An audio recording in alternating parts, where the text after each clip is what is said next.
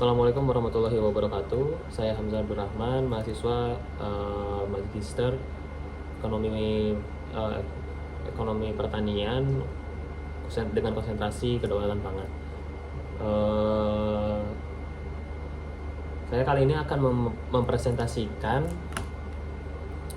tentang pangan, salah satu potensi pangan yang ada di Indonesia, yaitu saya akan mengambil topik di ubi kayu atau singkong. Ubi kayu komoditas strategis untuk ketahanan pangan dan industri di Indonesia. Potensi, keunggulan, resiko dan strategi peningkatan produksi ubi kayu. Next. Sebelumnya kita mungkin sudah banyak di produk-produk yang pernah kita coba ya di masyarakat, seperti tape atau goreng singkong dan berbagai macam olahan singkong, bahkan ada yang menjadi keripik gitu. Nah, hal ini sangat menarik. Kenapa saya ambil produknya yaitu ubi kayu? Karena ubi kayu atau singkong itu memiliki ketahanan dan cenderung untuk lebih mudah tumbuh di Indonesia. Seperti yang saya perlihatkan dalam presentasi saya, potensi besar dari ubi kayu yaitu ubi kayu atau Manihot esculenta crans merupakan tanaman dengan potensi besar di Indonesia. Peran penting ubi kayu, tanaman ini berperan penting sebagai sumber ketahanan pangan dan bahan baku industri. Salah satu keunggulannya yaitu terletak pada kemampuan adaptasi yang tinggi dan kemudahan budidaya di berbagai kondisi lahan, termasuk lahan marginal dan kering.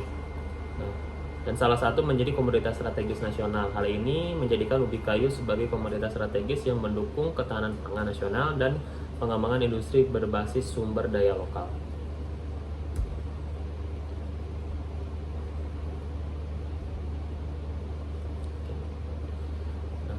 Apa sih keunggulan dari ubi kayu? Menariknya adalah ubi kayu atau singkong dapat tumbuh subur di lahan kurang subur dan iklim kering, di mana tanaman lain sulit berkembang. Yang kedua adalah ketahanan terhadap iklim, lebih tahan terhadap kekeringan dibandingkan padi dan jagung, menjadikannya tanaman yang tangguh di tengah perubahan iklim global. Yang terakhir adalah budidaya yang mudah dan biaya yang rendah, memerlukan biaya produksi yang relatif rendah dan perawatan sederhana, sehingga cocok untuk petani di lahan non irigasi dan tegalan. Nah, kalau sebelum kita masuk ke salah satu manfaat dari ubi kayu, termasuk nutrisi, atau sumber karbohidrat, atau masalah bebas dari gluten, kita bisa lihat bahwa ubi kayu ini menjadi salah satu produk yang memiliki banyak turunan produk pangan. Jadi yang tadi saya sebutkan di awal, bisa menjadi cemilan, bisa menjadi pangan utama, bisa menjadi difermentasi bisa menjadi tape gitu.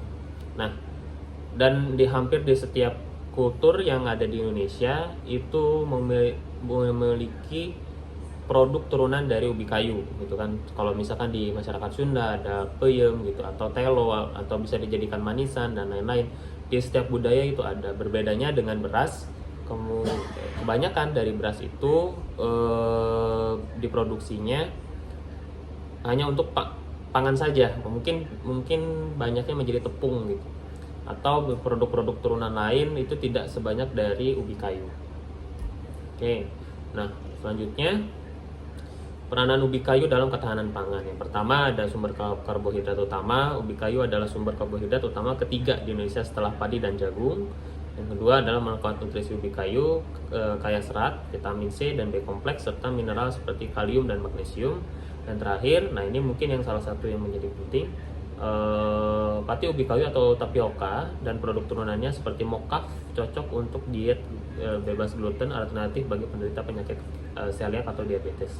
Nah, seperti yang kita ketahui, ada salah satu penyakit yang menjadi ancaman di Indonesia atau yang jumlahnya cukup tinggi, yaitu diabetes, yang dimana salah satu sumber dari tingginya angka diabetes ini adalah konsumsi beras yang tidak diolah dengan baik, tidak diolah dengan bijak, sehingga menghasilkan glukosa yang meningkatkan kadar diabetes dalam tubuh.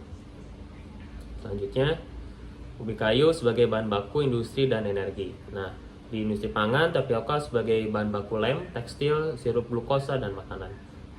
Selanjutnya yaitu ada mokaf, tepung ubi kayu termodifikasi sebagai pengganti tepung terigu, mendukung diversifikasi pangan dan mengurangi ketergantungan impor gandum. Nah, pada aspek mokaf ini kita bisa lihat bahwa dalam beberapa tahun terakhir angka konsumsi beras di Indonesia itu terjadi penurunan yang cukup signifikan dari tahun ke tahun, dan menariknya adalah justru meningkatnya pada konsumsi tepung terigu, yang dimana kita tidak bisa memproduksi tepung tersebut di Indonesia dan masih ketergantungan terhadap impor dari negara lain. Ya, ini menjadi salah satu solusi di mana kita bisa mengalami ketahanan pangan, terutama memenuhi kebutuhan tepung terigu melalui mokaf atau tepung ubi kayu yang termodifikasi sebagai pengganti tepung terigu. Selanjutnya itu produk samping yaitu onggok, ampas tapioka dimaafkan sebagai pakan ternak, digunakan sebagai bahan industri lain. Dan yang terakhir yaitu bioenergi. Potensi besar ubi kayu sebagai bahan baku bioetanol mendukung energi baru terbarukan. Nah, dalam dua aspek terakhir ini sebenarnya kalau dalam beberapa pembahasan ekonomi seperti circular ekonomi, artinya proses dari pangan terutama dari ubi kayu ini tidak akan menghasilkan waste atau menghasilkan sampah yang cukup besar. Nah, kalau kita bisa lihat sampah seperti dari gabah gitu ya. Nah, itu kadang oleh para petani sulit untuk dimanfaatkan menjadi produk yang dapat dijual dan memerlukan kemampuan serta proses yang cukup panjang. Nah, sedangkan untuk ubi kayu sebenarnya kita banyak para peternak juga sudah menggunakan sebagai onggok atau sebagai salah satu pakan ternak, dan mungkin yang ini next stepnya jika kita bisa mengolah dan bisa dimasifkan dari konsumsi ubi kayu ini akan menghasilkan bioenergi yang mungkin dalam skala kecil terlebih dahulu bisa dimanfaatkan untuk menghasilkan atau menjadi pengganti dari bahan bakar fosil. Next, peluang peningkatan produktivitas ubi kayu. Nah, produktivitas petani ubi kayu, produktivitas rata-rata petani masih di bawah potensi. Varietas Yongko yang bisa mencapai lebih dari 40 ton per hektar. Dan strategi peningkatan hasilnya, peluang peningkatan hasil panen dapat dicapai melalui pembangunan varietas unggul, varietas seperti Vati 1, Vati 2 menawarkan hasil tinggi dan ketahanan penyakit. Yang kedua adalah penerapan teknologi budidaya, teknik insentif seperti pemupukan yang berimbang dan pengelolaan hama terpadu atau HPT dapat meningkatkan produksi secara signifikan. Kita masuk ke dalam analisis resiko produksi dari ubi kayu, dari mulai pratanam dan pemeliharaan. Yang pertama yaitu ketersediaan bibit. Nah, kelangkaan bibit unggul atau bibit berkualitas rendah dapat menurunkan hasil kualitas. Yang kedua itu iklim dan cuaca. Nah, mungkin ini dari aspek mungkin hampir semua tanaman juga mengalami atau masih menghadapi tantangan perubahan iklim dan cuaca. Kekeringan berkepanjangan atau curah hujan ekstrim dapat menyebabkan gagal panen dan pembusukan akar. Nah, selanjutnya yang ketiga yaitu serangan hama dan penyakit. Tikus, kutu putih, busuk akar, dan virus dapat merusak tanaman. Yang terakhir adalah strategi mitigasi. Penggunaan varietas unggul ini dalam proses pemeliharaannya atau dalam pratanam.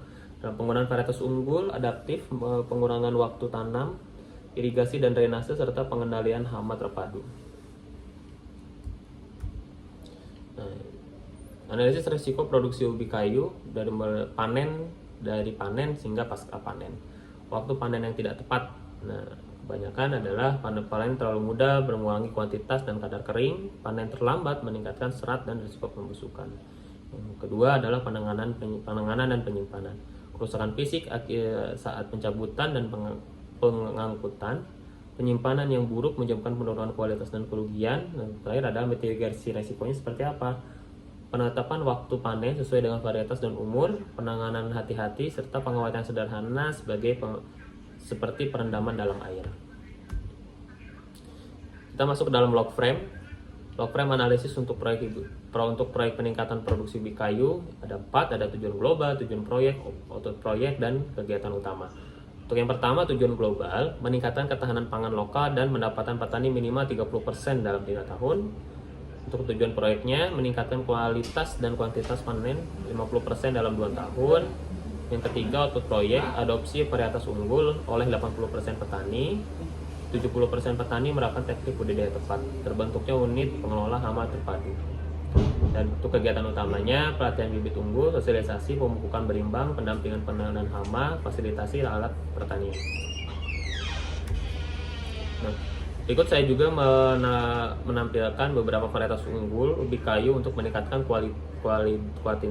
kuantitas dan kualitas.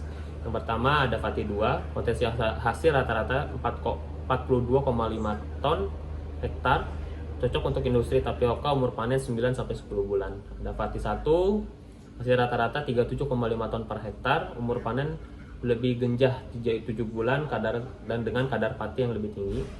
Ada yang ketiga ada Adira 1, 2, dan 4, produktivitas di atas 30 ton per hektar, tahan hama dan penyakit, cocok untuk konsumsi dan industri.